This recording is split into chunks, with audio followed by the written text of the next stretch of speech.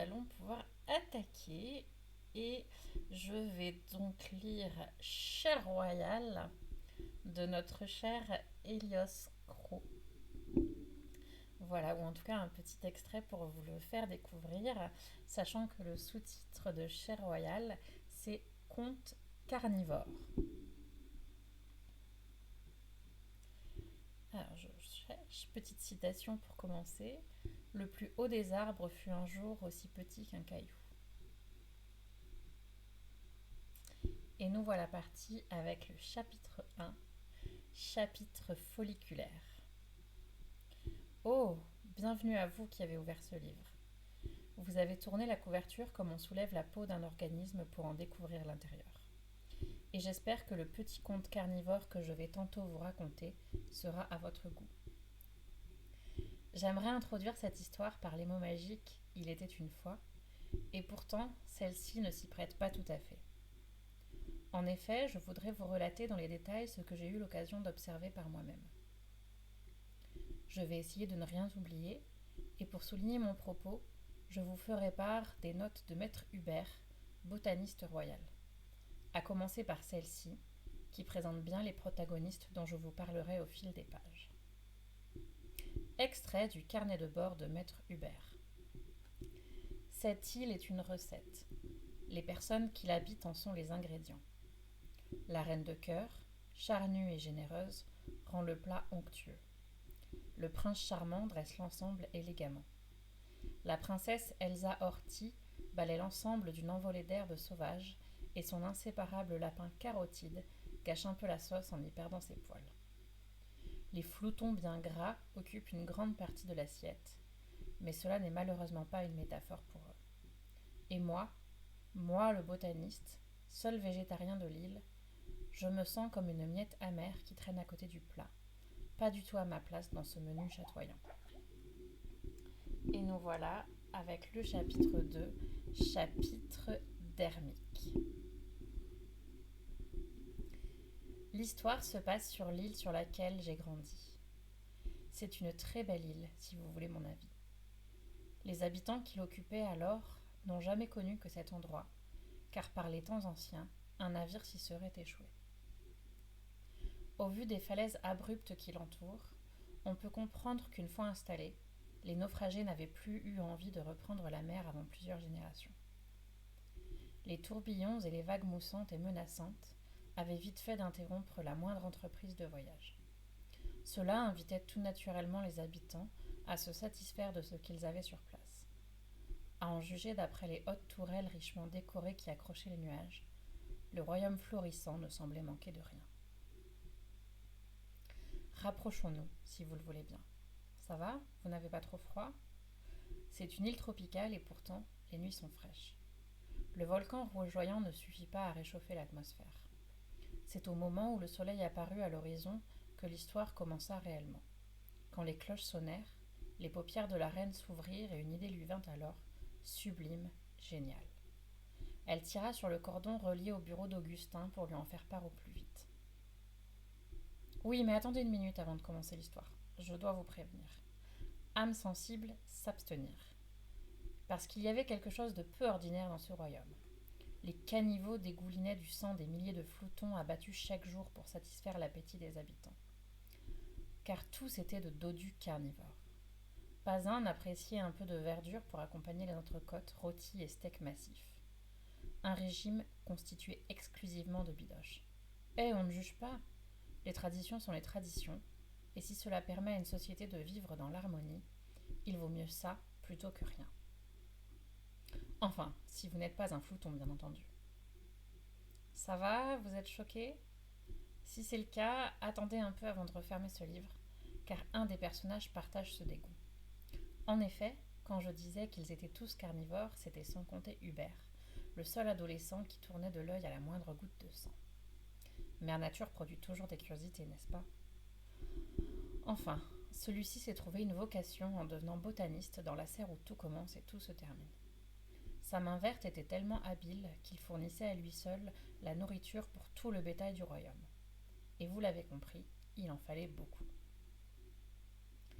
Si la chair froide suspendue au crochet et les caniveaux ruisselants de sang ne vous effraient pas, je vous invite à visiter cette charmante cité volcanique, à la pierre sombre et aux formes stupéfiantes. Toutes les ruelles du royaume convergent vers la serre royale chatoyante et lumineuse, qui dénote dans le paysage, un peu à l'écart du cœur palpitant du village. De là où il travaillait, Hubert pouvait admirer les levées de soleil, et toute sa course jusqu'à son coucher projetait 1000 couleurs. Les centaines de plantes et fleurs qui animaient la décoration constituaient ce qui pouvait s'apparenter le plus à des amis. Le sang des bêtes dégoulinait dans les caniveaux et atterrissait dans un bassin de pompage à l'entrée de la serre qui répartissait son contenu en souterrain dans un ensemble de tuyaux compliqués. Grâce à cela et à quelques ingrédients minéraux et végétaux assez précis, Hubert avait créé un terreau magique où tout poussait très vite. Cela lui permettait de produire une quantité impressionnante de feuilles et de fruits qu'il envoyait ensuite directement dans les auges des floutons. Le tout était transporté à l'autre bout du royaume par réseau pneumatique. Les floutons n'avaient jamais vu Hubert, et lui, rien que de les imaginer prêts à être dévorés lui fendait le cœur. Il mettait tout le sien pour leur adoucir la vie et les papilles pendant une courte vie. Tout allait le mieux dans la meilleure des îles jusqu'à ce fameux jour de la fête à la saucisse. Avez-vous déjà vécu une telle expérience ? Les habitants du royaume étaient agités en cette matinée de printemps. Le brouillard avait envahi les rues et la fraîcheur extérieure contrastait avec la vie qui bouillonnait dans les foyers. Ça sentait le steak grillé, comme tous les jours à tout moment de la journée. Mais cela sentait aussi l'amour. Les premiers jours de printemps sont toujours un peu comme ça, vous ne trouvez pas ? De jeunes couples s'embrassaient dans tous les coins romantiques du royaume. Sur le kiosque de la place centrale, sur le toit du séchoir à viande, dans le parc aménagé au bord de la falaise. Le soleil levant, en perçant la brume, vint découvrir des lèvres rosies et luisantes et des regards complices. La reine de cœur, qui aimait d'amour chacun de ses sujets, avait bien perçu cette effervescence au sein de la population. Et ce matin-là, elle sonna Augustin pour lui annoncer que c'était un jour parfait pour une fête à la saucisse. Elle avait une annonce importante à faire, et il lui sembla que cela était fort à propos. Elle était loin de se douter alors que cela bouleverserait totalement l'équilibre séculaire du royaume, mais nous aurons le temps d'y revenir au fil des pages. « Sortez le grand jeu !» commanda-t-elle à son conseiller. « L'alcool de sang de flouton est-il assez fermenté ? Je veux qu'on s'amuse ce soir. Des loupiottes, des bouffons et la balançoire de la mère Georgette, si elle est réparée. Elle est réparée, non ? Je n'ai pas aimé que les jumelles se retrouvent suspendues la tête en bas pendant toute une nuit. Mais sinon, c'est une attraction rigolote. Cela fait longtemps que nous n'avons pas ri. Vous ne trouvez pas, Augustin ? » Augustin ne trouvait pas qu'il riait assez, c'était vrai. Mais organiser une fête à la saucisse pour le soir même était loin de lui procurer la perspective d'une bonne rigolade. Il se mit en action, il y avait du boulot. Les charcutiers du royaume seraient ravis. On mettait plus souvent à la fête les bouchers que leur respectable profession. Des ribambelles de chipolata furent suspendues à chaque endroit qui le permettait, dans un double objectif décoratif et nutritif. Les musiciens accordèrent leurs instruments, cornemuse en vessie, viol de gambe en boyau, percussion en squelette. La balançoire de la mère Georgette était réparée et améliorée. Elle permettait de faire 2 fois plus de looping, car elle utilisait maintenant une manivelle beaucoup plus grande. Il suffisait d'y penser. Et elle avait conçu une nouvelle attraction qu'elle inaugurerait ce soir-là. Une toupie ascensionnelle qui promettait d'envoler les jupons et de décoiffer les intrépides. Peut-être faudrait-il des seaux, au cas où les émotions remonteraient par l'œsophage, avait-elle prévenu. Cela augurait une bonne soirée. Il ne restait plus qu'à inviter Elsa Horty. Augustin sentit ses genoux trembler. C'était une tâche qui pourrait paraître simple à quelqu'un qui n'aurait pas entendu parler de la fille de la reine. Il répéta devant la porte de la princesse plusieurs fois la phrase en murmurant « Ce soir, fête saucisse, bien s'amuser. » Il prit son plus grand sourire à 2 mains et toqua. « C'est pourquoi ?» envoya la princesse revêche.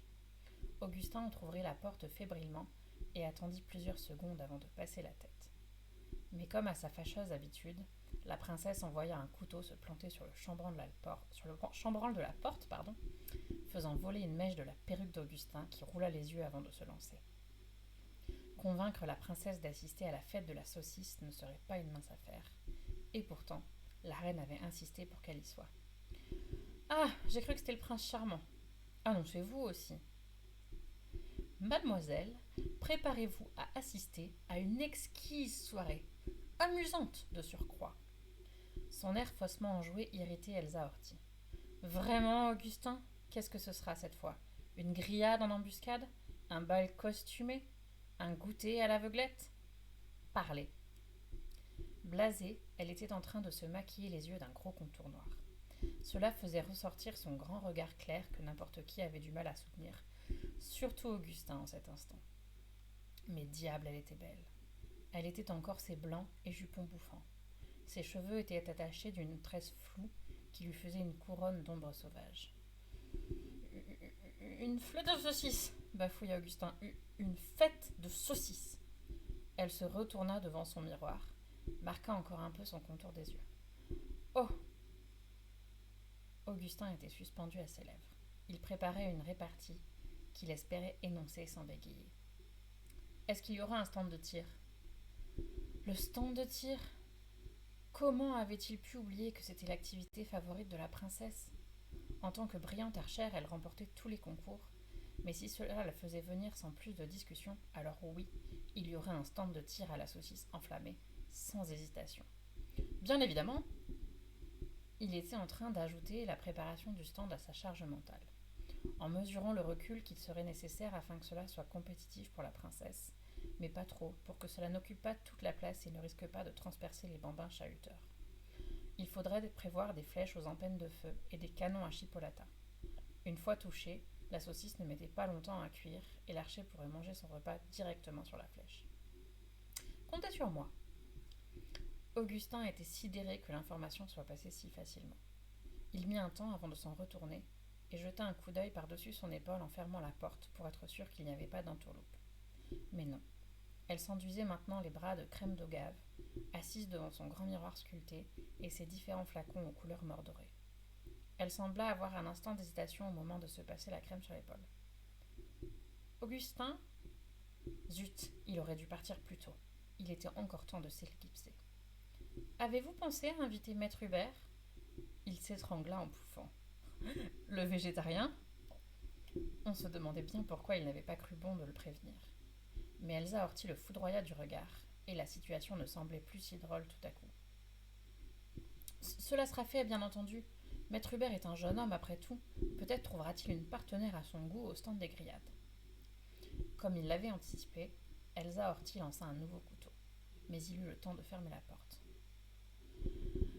Heureusement, se dit Elsa Horty, avec la crème d'ogave sur les doigts, le couteau a glissé, et j'avais raté mon tir. Elle haussa les épaules, puis entreprit d'enfiler une robe rouge sang en voile de lin crêpé, quand la silhouette du prince charmant apparut à sa fenêtre. La robe n'était pas encore tombée sur son jupon, et son bras restait coincé dans les replis.